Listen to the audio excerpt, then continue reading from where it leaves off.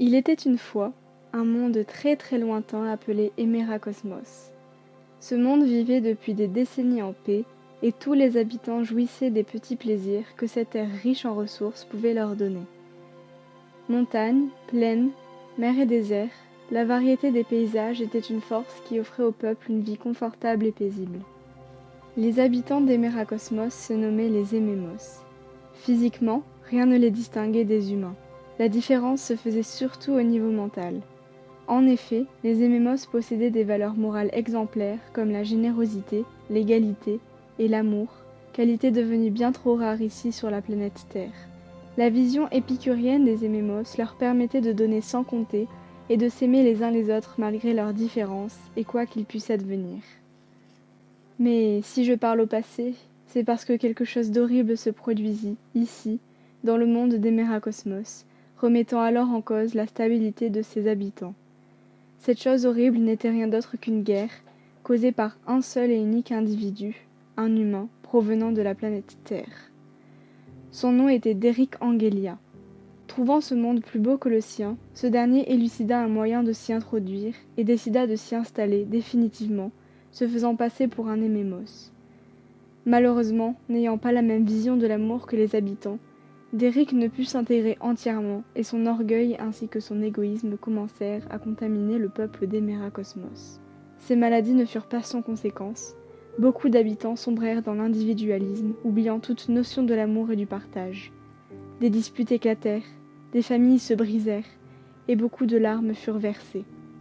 Seuls quelques résistants n'ayant pas été touchés par cette contamination, essayèrent tant bien que mal de remettre en ordre ce monde qui, lui, sombrait peu à peu dans le chaos. Mais cette tâche fut impossible à réaliser. Aucun remède ne fut trouvé pour combattre l'orgueil et l'égoïsme.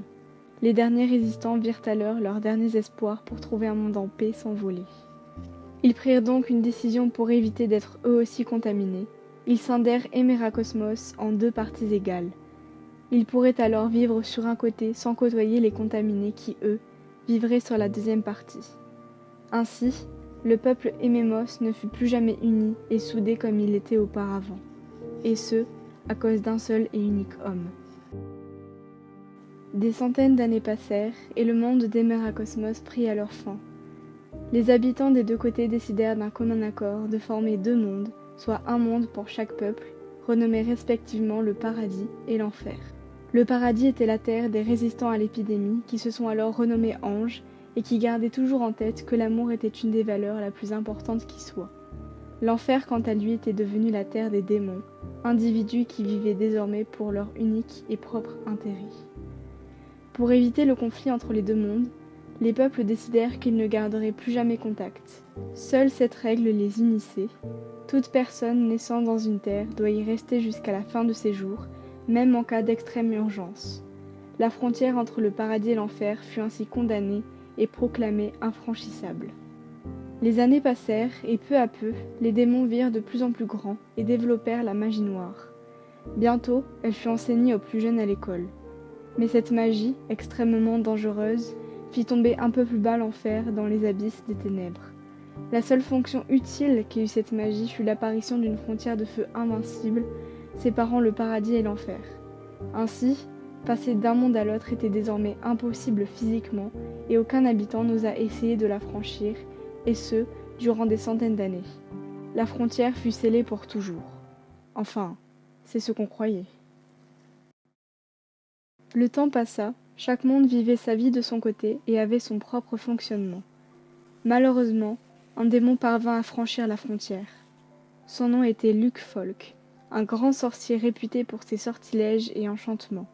Ayant beaucoup de pouvoir, il était craint par la plupart des autres démons et se situait donc tout en haut de la hiérarchie puisqu'en enfer, c'était la loi du plus fort qui y dominait. Luc était donc un sorcier très talentueux, mais aussi très manipulateur et sournois. N'ayant jamais aimé les lois et voulant toujours plus de pouvoir, ce dernier voulut trouver un sortilège afin de supprimer une petite partie de la frontière de feu. Bien sûr, ce projet était manigancé dans le secret de tous. Luc ne voulait pas risquer de se faire voler les mérites. Après des années d'acharnement et de travail, le sortilège fut enfin prêt. C'est dans un endroit secret, dont seul lui avait accès, que Luc testa son enchantement, qui fut un réel succès. Très fier de lui, il décida de mettre les pieds au paradis. C'est à ce moment précis que Nia Haya, une jeune ange, avait décidé de faire sa petite promenade quotidienne près de la frontière, bien que ses parents trouvaient cela dangereux. Elle sentit d'abord une présence, mais après quelques vérifications, elle ne vit personne. Puis, son regard se dirigea vers la frontière qui se situait à quelques mètres seulement, et elle aperçut le pire. Une partie de la frontière avait disparu. Paniquée, elle ne remarqua pas le regard sombre qui s'était posé sur elle et se mit à crier. Elle s'arrêta net quand ce regard devint une silhouette qui s'avança peu à peu vers elle. L'ange terrorisé se calma soudainement, voyant une once de désespoir dans le regard de la bête, cachée sans aucun doute par une trop grande fierté. On dit que l'amour peut guérir tous les maux, qu'il transforme les individus en les rendant meilleurs et bienveillants. L'amour ne nous rend pas aveugles, mais il nous fait voir la beauté des choses qui nous entourent. C'est exactement ce qu'il se produisit pour Luc. Plus le temps passait, plus il attendait avec impatience les rendez-vous avec Nia, et plus il la côtoyait, plus il avait l'impression d'être né dans le mauvais monde, comme si cette rencontre avait remplacé tous ses doutes par des certitudes. Pour Nia, c'était un défi, un énorme défi. Ayant vu la détresse de ce démon, elle ne put le laisser vivre une vie aussi misérable et décida de l'aider. L'aider à voir la vie positivement, l'aider à voir tout ce qu'elle a à offrir. Et plus les semaines passaient, plus elle le voyait s'épanouir. Ces rendez-vous étaient leur petit secret. Les tourtereaux voulaient protéger à tout prix ce qu'ils étaient en train de vivre. Le premier baiser vint naturellement, et les autres également.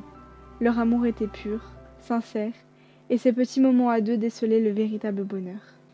Très rapidement, Nia tomba enceinte. Le couple fut très heureux, même si leur avenir était menacé. Effectivement, au début, cette grossesse fut facile à dissimuler, mais bientôt, son ventre la trahit, et elle dut dire la vérité à ses parents, qui prévinrent le gouvernement. Accusée de trahison, la pauvre ange fut rejetée du paradis, et après cela, la frontière de feu fut réparée. Nia fut envoyée en enfer où elle vécut clandestinement grâce à son bien-aimé. La vie était très difficile car ayant toujours vécu dans un monde sain, Nia ne sut s'adapter à la misère qu'elle côtoyait maintenant tous les jours. Seul son amour lui apportait une once de bonheur, tout comme l'enfant qu'elle portait et chérissait d'avance. Le couple décida de prénommer la petite fille, puisque c'était une petite fille, Wendy, et les deux tourtereaux attendaient le jour où ils pourraient la prendre dans leurs bras avec impatience. Malheureusement, ce jour ne fut pas aussi joyeux, bien au contraire. En donnant la vie, Nia perdut la sienne, et Luc se retrouva alors veuf. Wendy, elle, avait survécu par miracle. Après la mort de son âme sœur, le démon était tellement dévasté de tristesse et de remords qu'il commença à perdre la tête. N'ayant plus son amour pour lui rappeler que la vie est belle, ses vieilles habitudes et son égoïsme refirent surface. Il commença même à éprouver de la haine envers sa propre fille qui, elle, n'avait que quelques mois. Wendy lui rappelait tout simplement Nia, car même si d'apparence sa fille avait hérité de lui, il pouvait sentir que, comme sa mère, Wendy possédait un cœur pur rempli de bonté. Poser le regard sur son enfant devint très vite douloureux. Sa haine ne s'estompa pas au fil du temps. Bien au contraire, il éprouvait du dégoût envers la fillette. C'est alors qu'il décida de se venger, de la punir. Pour ce faire, il inventa un horrible sortilège et n'hésita pas à le jeter sur Wendy. Désormais, personne ne pouvait éprouver de l'amour pour la jeune fille, telle était sa malédiction. Quelques années passèrent, et le désespoir de Luc ne s'estompa pas. Il prit donc la décision d'abandonner Wendy et de partir seul, pour vivre une vie de malheur et de tristesse. Condamnée à être rejetée toute sa vie, la pauvre Wendy enchaîna les familles d'accueil, sans jamais trouver celle qui pouvait remplacer l'amour de ses parents. Wendy dut grandir malgré tout avec cette malédiction qui entraîna un grand manque de confiance en elle, une vision pessimiste de la vie, accompagnée d'un goût amer envers l'amour.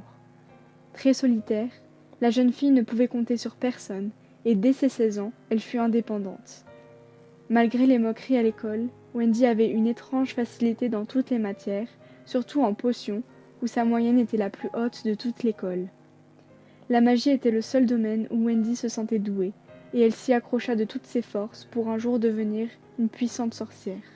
Après un parcours scolaire sans tâche, elle postula pour entrer dans une grande école prestigieuse de sorcellerie, et c'est sans surprise qu'elle fut acceptée. Les études étaient donc tout pour elle, qui n'avait pas eu la chance d'avoir une vie calme et paisible. Étant seule contre tous, elle développa une haine pour autrui qui grandissait chaque jour un peu plus. Tous les démons la regardaient avec dégoût, et jamais personne ne lui offrit un simple sourire. Son existence était plus que pénible, et sa vie avait un goût d'amertume. Parfois, elle songeait même à mettre fin à ses jours, mais tout au fond d'elle brillait encore une part d'optimisme qu'elle avait héritée de sa mère. Mi-ange, mi-démon, la jeune femme s'accrochait de toutes ses forces pour pouvoir un jour découvrir son passé et l'histoire de ses parents. Pourtant, à ses 23 ans, sa vie bascula. Alors qu'elle était dans une petite boutique de potions, le vendeur, qui devait avoir le triple de son âge, lui proposa de revenir le lendemain car il avait soi-disant un marché à lui proposer. Très intriguée, elle accepta son invitation même si elle savait qu'elle ne pouvait faire confiance à personne. Méfiante, elle rencontra une seconde fois le marchand qui lui proposa quelque chose d'inimaginable. Je peux t'envoyer dans un monde meilleur, un monde lointain, bien loin du paradis et de l'enfer, où tu auras une chance de devenir heureuse, lui dit-il. Le marchand ne voulait rien en échange, ce qui parut intriguant pour Wendy. Mais au fond, son intuition lui disait de le croire et d'accepter. De toute façon, elle n'avait plus rien à perdre. Sa vie était insoutenable. Qu'est-ce qui pouvait lui arriver de pire? Alors elle accepta et but une potion préparée par le vendeur. Peu à peu, sa vision se troubla et tout devint flou autour d'elle. Le marchand n'était plus qu'une ombre dansante. Au revoir ma fille, j'espère que tu me pardonneras. Furent les derniers mots qu'elle entendit avant d'être plongée dans le noir complet. Lorsqu'elle ouvrit ses paupières, elle eut l'impression d'être dans une sorte de boîte. La noirceur occupait tout l'espace, et Wendy ne percevait aucun son, si ce n'est sa respiration lente. C'était étrange. Elle ne pouvait plus bouger, comme si ses membres étaient attachés. Elle aperçut enfin la lumière après des jours qui lui parurent être des années, et la première chose qu'elle vit était le sourire d'une petite fille comblée d'avoir enfin reçu sa première poupée. Et c'est ainsi que moi, Julie, décida de rompre l'horrible malédiction que ma poupée portait, en l'aimant simplement de toutes mes forces. Donc elle s'appelle Wendy. Trop belle. Ma puce.